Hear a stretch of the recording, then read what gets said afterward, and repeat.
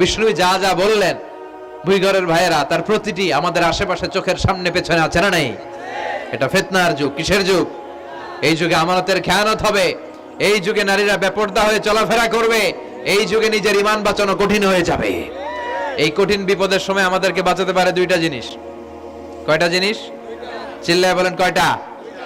দুইটা জিনিস শুধু আমাদেরকে বাঁচাতে পারে। এক হচ্ছে আল্লাহর কোরআন, দুই হচ্ছে বিশ্বনবীর সুন্নাহ। ঠিক কিনা?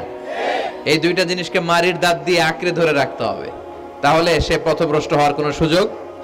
This Quran and Sunnah hour way to জান্নাহ। ঠিক কিনা? আওয়াজ করে আমার সাথে পড়েন, কোরআন and Sunnah hour way to জান্নাহ। আওয়াজ বাড়ায় দেন, পড়েন, কোরআন এন্ড সুন্নাহ